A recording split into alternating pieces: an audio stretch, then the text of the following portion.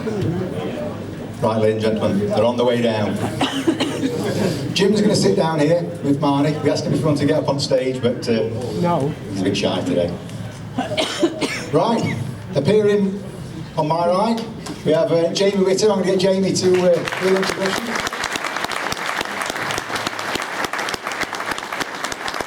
Cheers, Rob. I had a little bit of a feeling to be a turnout for this one, even though most of you should still be at work. You know what I mean? It's a real privilege for me. I've been down to CMC a few times, and we've had real good riders here like Hutchinson and John McGuinness and the Lowe's boys and Aslan, to name but a few. But this one means quite a lot to me. He's a legend. For me, he's possibly amongst the 5 most naturally talented men ever to put his leg over a bike. We'll talk about everything he's done, and there's plenty of it. I needed absolutely no research for this one to know pretty much everything he's done. Please welcome Kevin Schwantz.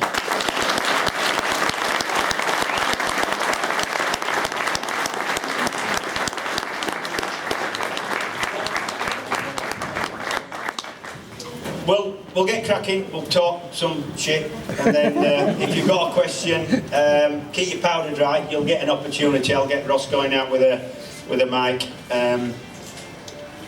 Like I said, for me this is a privilege. We've been chatting upstairs, and I know Kevin a little bit from I was first racing superbikes when Kevin was making his way and winning a lot of things, and I've got to say I'm privileged. We've done battle in Macau. Yeah, well, no, we'll talk about that later. But we'll start from the beginning, because there's a lot to tell about Kevin. Probably a lot what you don't know. You started on trials. Jim, where's Jim? Where's your dad? Jim's down here. Jim was a dealer. Explain how you got started in racing, because it's a bit odd, really. Well, yeah, it wasn't really racing to start with. It was trials. But my parents were a Yamaha dealer in Houston, Texas. My mom, my dad, and my uncle. And they got Yamaha franchise in 1964. Which happens to be the year I was born. From there, it was pretty much every weekend, and for sure every day after school. If I hadn't been a bad kid at school, I got to ride my motorcycle as soon as I got done doing any homework or acting like I did homework. So, yeah, it was. I didn't really like school, but I put up with it because I knew that meant I got to go ride my motorcycle at the end of the day. So, from there, trials into motocross. I tried my hand at some professional motocross, and because my parents did agree that I needed to work, especially once I graduated high school, I didn't have time to go ride my motocross bike as often as I needed to be able to train or compete with those guys at the top. And in 1983, a friend of mine said, try road racing, and I guess it all just kind of fell into place from there. But the story goes, and I've never heard it from the horse's mouth, as it were, the story goes, within about a year of you starting on tarmac, you've been spotted by Yoshimura, the full factory Suzuki team in the States, and you were almost, I don't know, sort of mentored by them from a really early part of your career. The race I did in '83 was right at the end of the season, and some friends of mine had, being a Yamaha dealer, you guys might know Yamaha 750 Seika, XJ 750, so shaft drive. Hang on, we've got a sound, man. Bring it a bit closer to you. There you go. Shaft drive. I went and did one practice session, then raced it for an hour. And when I got done, I was almost as fast as my buddies who'd been racing for 6 or 8 or 10 years. And I thought, So I went home and asked Mom and Dad if I could have a bike to go road racing in 1984. In '84, I rode an FJ 600, which I think they were XJs here. But it was a really good sport bike. It was one of the best machines in the 600 class. I could win the 600 class most places. I could be competitive in the 750, and not very often could I run at the front of the 1000cc class as well. But just did a bunch of racing. We went endurance racing, and I caught the eye of John Ulrich, who at the time worked at Cycle News. And he said, I heard Yoshimura's looking for a rider. You want to come do a test for him? I said, yeah, sure I do. Well, I've only been road racing a year, but let's go see what a fast bike's all about. So went and tested his bike, went and tested John's bike for a day, and then got to ride the Yosh bike. And at the event they showed up, I got 3 laps of practice on their bike. The first race I stalled the bike, got off, tried to push it, couldn't get it started. somebody came running out onto the grid, gave me a shove, managed to catch up and win the race and break the Superbike lap record in the process. And then in the second race, did install the bike and broke the Superbike lap record again. And since then, it's been Suzuki pretty much my entire career, and Yoshimura for a good part of it.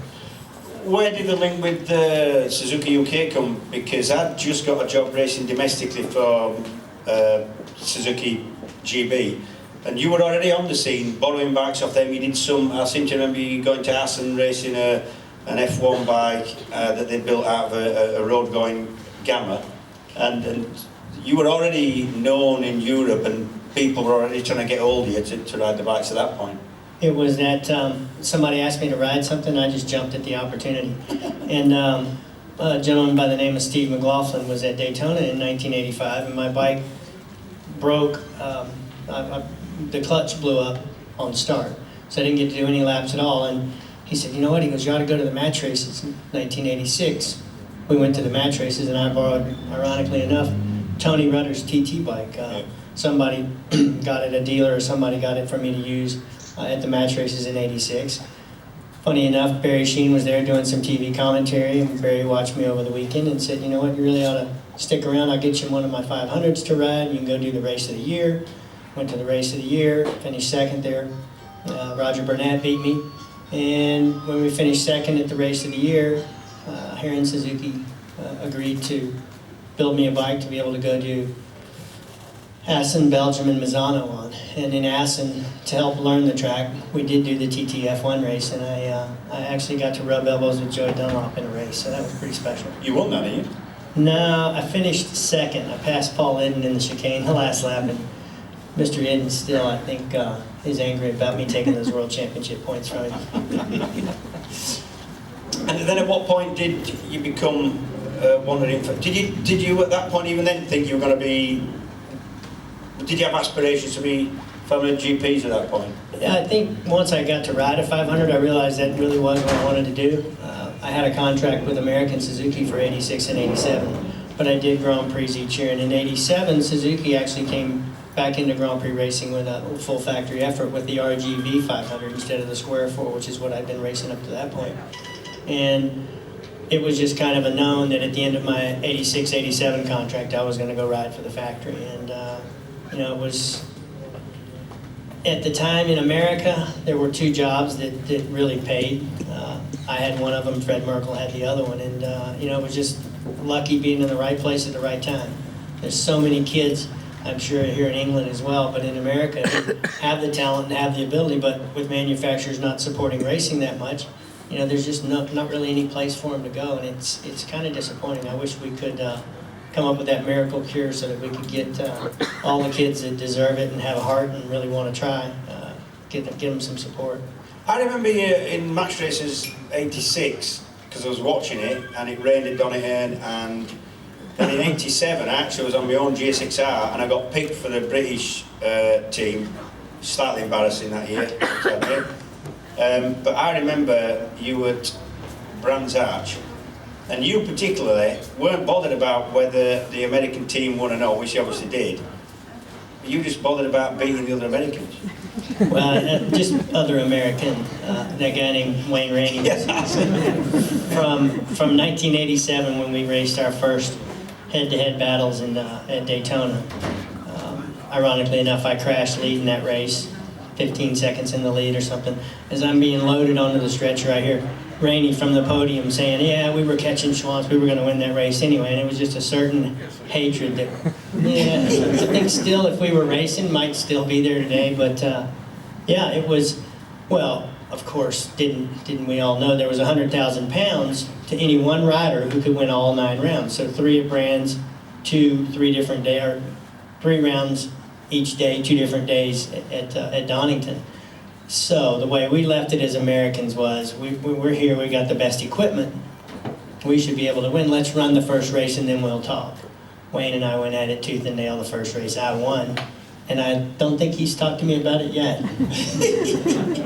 You know, there was no way he was going to let me have all the publicity of winning 9 races, because he had sat at home the previous year when we came over the first year in '86 and had to listen to all the how great us Americans were and how good we did and da-da-da-da-da. But he'd hurt himself at Daytona, so he couldn't come. So, you know, Mr. Rainey and I are friends now, but there's still not a whole lot we agree on. And that carried over into family GPs. I mean, at the time, I was a kind of a spectator, and I knew you a little bit, but I thought that was kind of publicity and hype, but I mean, I guess that was real. You didn't like each other. At the time, I didn't really have any reason not to like him, but yeah, he definitely didn't like me, and so I just thought it was only appropriate that I disliked him back. You know, the fact that at one point in my career I actually dated his sister for about 6 months probably didn't help his hatred for me. Your approach to racing was even then different. It will be considered really different now, when the first thing you've got to do is thank all your sponsors and be PR savvy and pretend, if not it is the truth, that you train every day and you go cycling with professional cyclists and all the rest of it. You, to me, just seemed to be able to ride a bike very fast, and that's what you enjoyed doing. You didn't dwell too much if it went wrong. The winning for you seemed to be more important than most other things. Is that, and for me, I'll be honest, that's what made you popular. And yeah, absolutely. The only reason I ever did anything that looked like training was because Rob Mack said I should. You know, and then having Mackenzie for a team, come on, let's go for a run. I'm like, really? You know, we have to race this weekend. We need to rest. But yeah, I probably train a lot more now than I did when I was racing, and you know, I never felt like I was tired at the end of a race. You know, some of those races, the last lap, I might be having to pick the bike up out of the gravel, which I didn't really feel tired doing that either. So, you know, I had 4 years old. I first rode a motorcycle, a mini bike. So, and I feel like I just kind of grew up on a bike, and training wasn't something that I enjoyed. I always enjoyed riding motorcycles, but I wasn't going to do anything extra, like go to the gym and run and cycle and all that. I found cycling about 91, 92, and I think it probably really did help my career.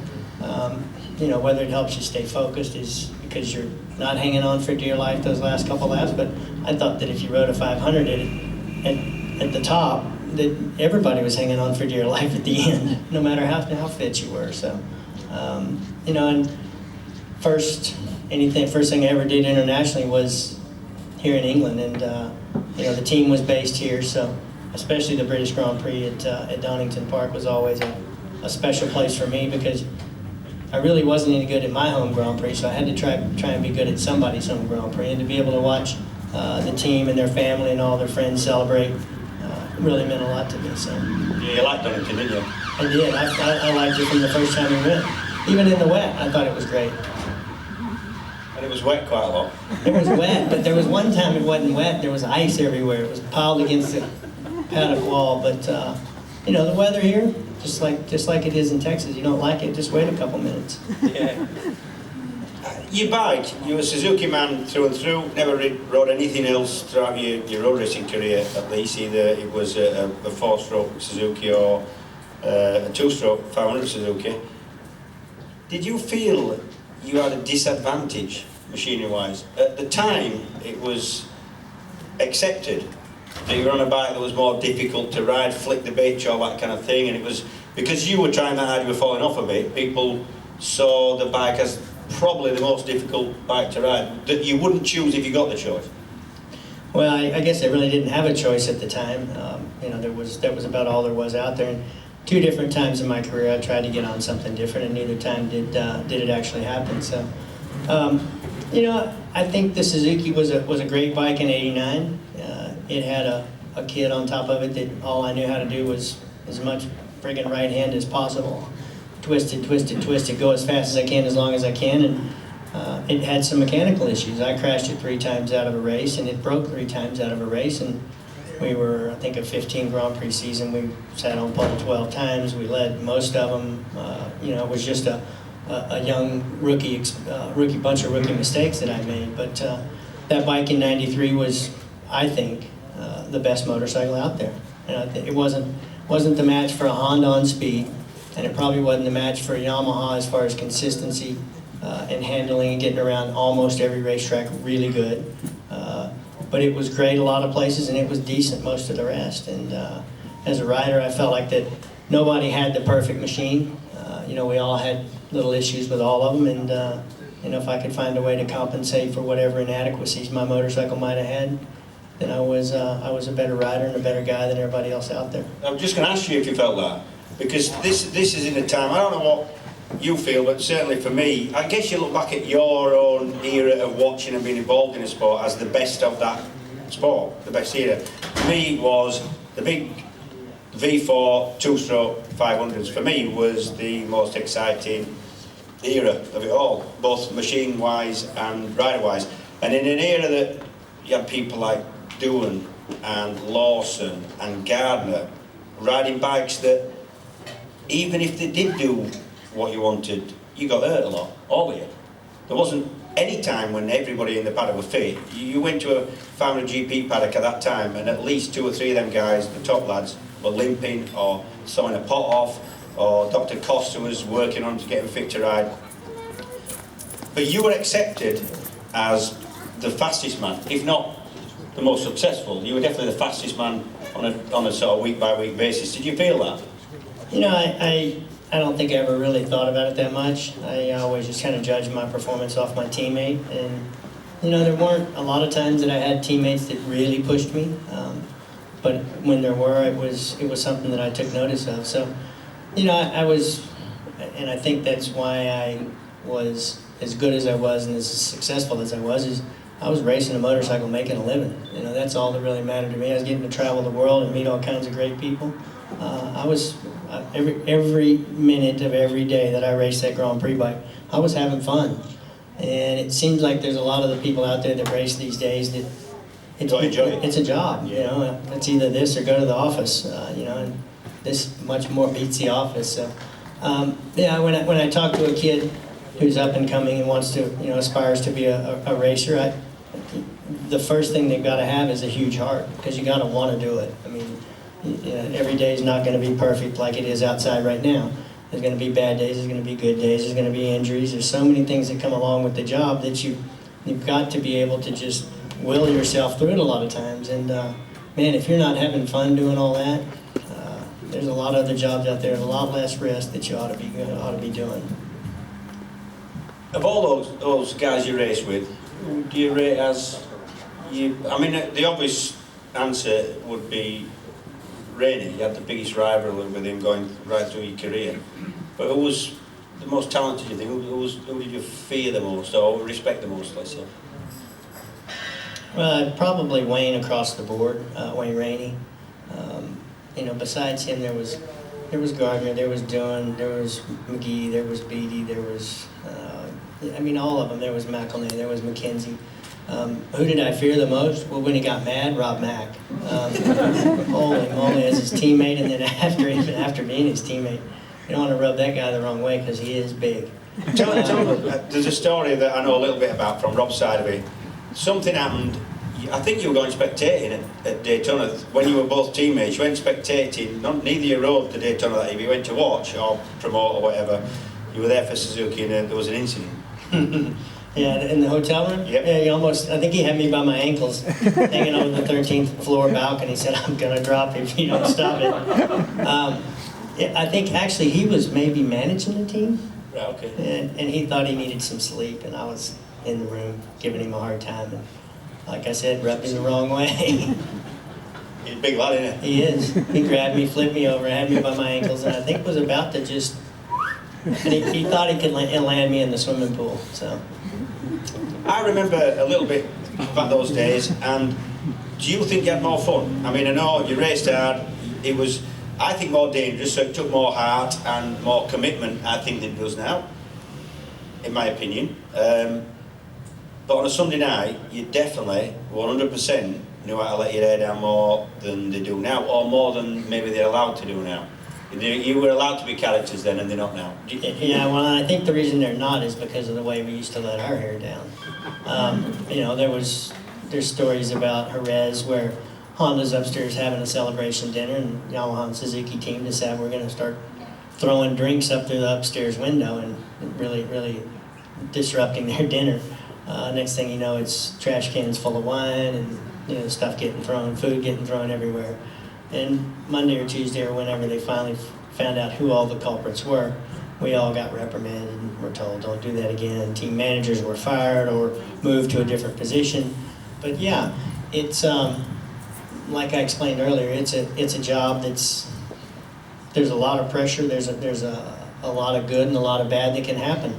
But you know, when the racing's over, it's time to have fun. And you know, if Rainey and I had a race where we were really close and we wanted to fight in the after-race press conference, typically Sunday night, you could find us in the same bar, maybe with a little animosity, but at least talking to each other and talking about how I was going to kick his ass the next weekend again, and he was going to try and kick mine. So it was all fun and games, that's for sure.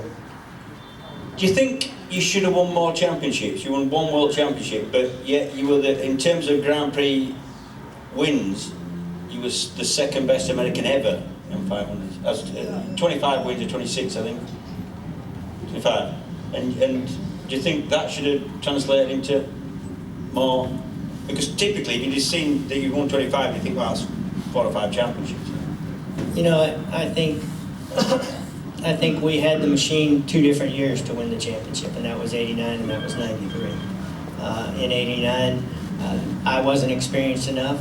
Had I not made the mistakes, the mechanicals, I think, still would have cost us the championship. Had we not had mechanicals and I crashed, we still wouldn't have won the championship.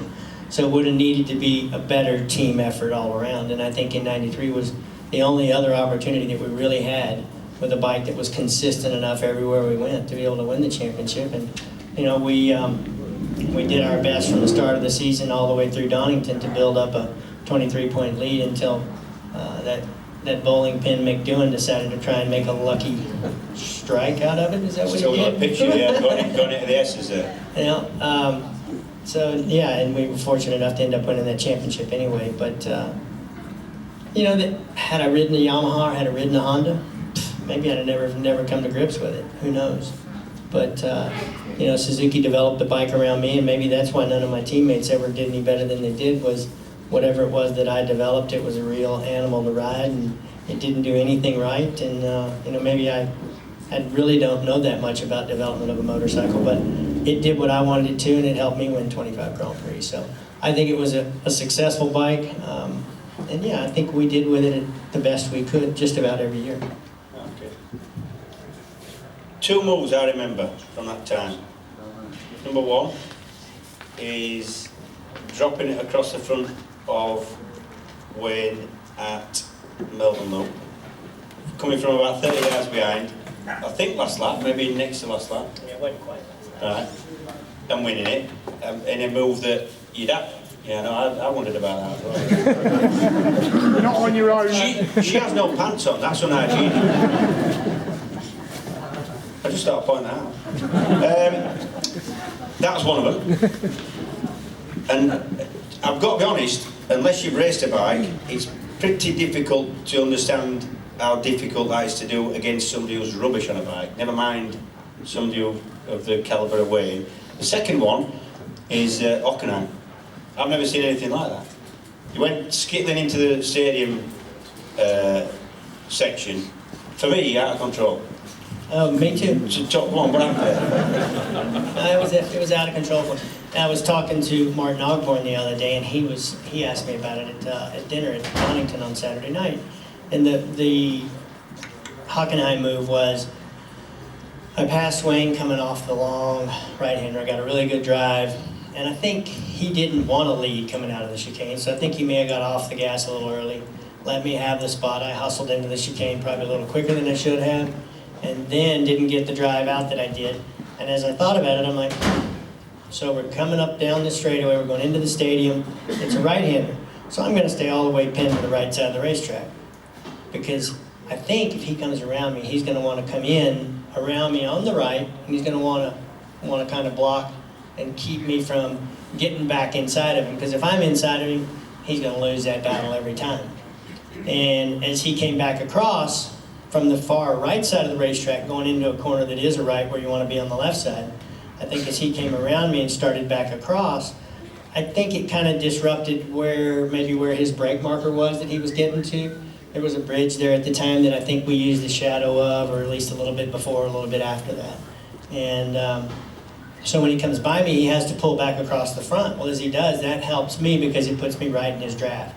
So I get in his draft and I'm thinking, man, I'm not losing much ground to him. This is really good. And then all of a sudden I see the back of the Yamaha go, oh, and the back end stand up, and I thought, I haven't even thought about touching the brakes yet.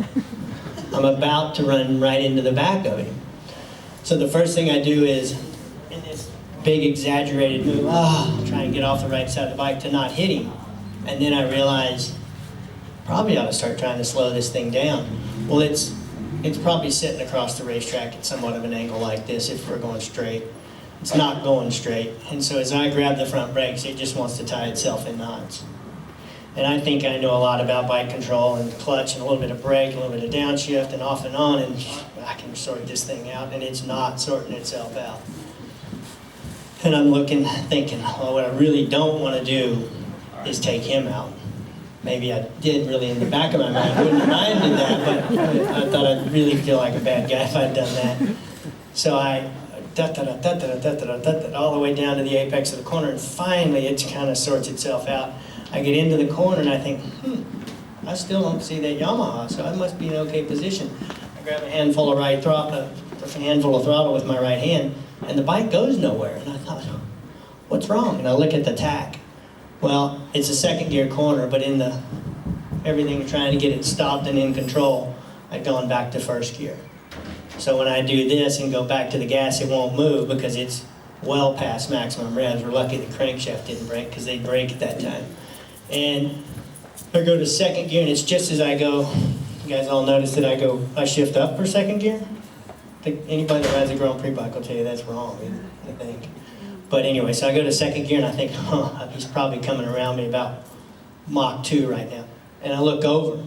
In that video, you can see me look over and everybody's like, I mean, you just made a pass on him like that, and now you're going to look over and antagonize him? I was curious as to where he was.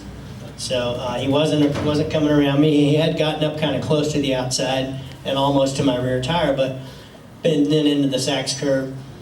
He probably made one of his best braking moves ever, which kept him the same distance from me. He didn't lose a lot of ground to me getting in. And, but at that point it was just be defensive. And all the way around to the right-hander, managed to just keep him behind me, because if the finish line had been another 50 yards or so, 50 meters down the road, he was just starting to come back around me, but we won that one. Yeah, I remember watching that, and the look back to see where he was, I can guarantee 100% of the people who watched it, that was, in my head, you look back and went, that's what he did. He just looked such a nonchalant look back in the corner that I actually know the corner, and it's all slipstreaming at the old look, it's gone now, it's all been chopped up the circuit, but you come off a long straight, big right-hander. If you lead out that right-hander into the infield, you'd struggle not to win unless you made a big mistake. So to me that was, you'd won it and you went. Well, and it was even funnier because it was 2 weeks later in Assen that I saw Wayne Rainey make one of the rarest mistakes he's ever made, and that was run off in the last chicane and give me the race. And in the press conference, he was so mad at himself about doing it. We sit down. Of course, what does the first journalist grab the microphone and ask? Hey, Wayne, what happened? And I saw the microphone sitting on the table, and I could tell Wayne was really kind of thinking about what to say, and I grabbed the mic and went, that all came from a couple of weeks ago in Germany. Oh, man, you should have seen. That's the closest we've ever come to blows, but we managed to restrain, and funny enough, I think sitting underneath sitting at his motorhome that evening, having a few drinks, and somebody decided there was some fireworks involved, so we went over, set off some fireworks, and one had a really quick fuse, and I threw it up like that, and it went over and landed on his canopy and blew a big hole in it.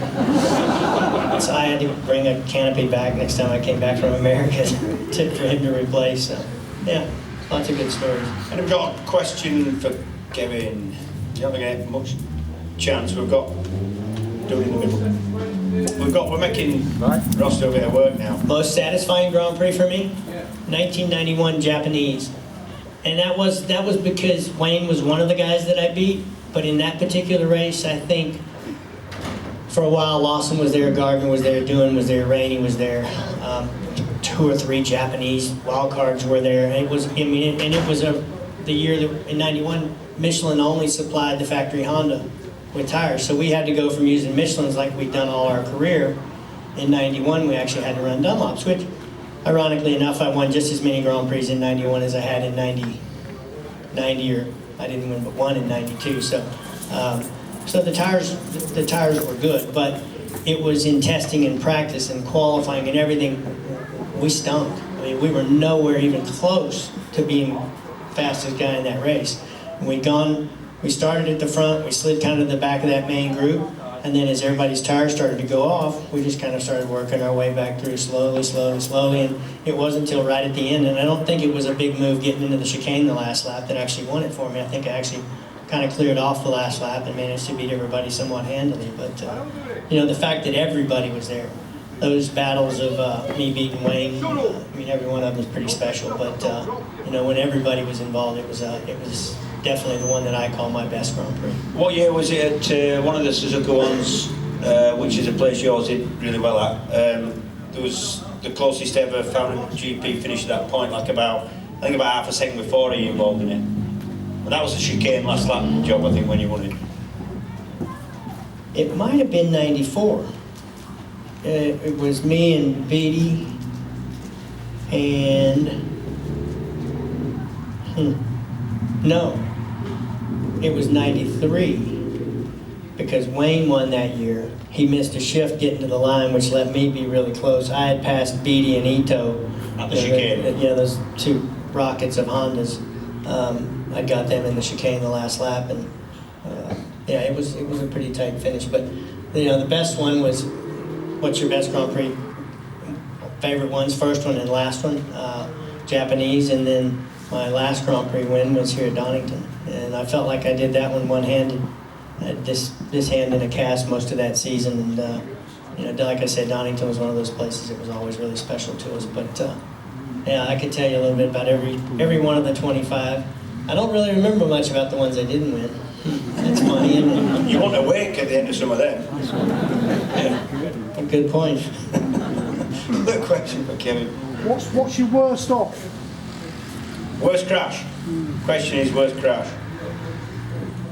Worst crash is the one that really wasn't my fault. That'd be Lawson running into the back of me at the first turn in Assen. Dislocated hip, broken arm. I dislocated the hip another time after that, but you know, it was '92 wasn't a great year for us. We didn't have a very good bike.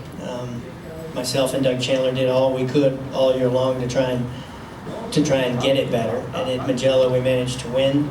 And in Assen, Rainey had gone home. He was hurt.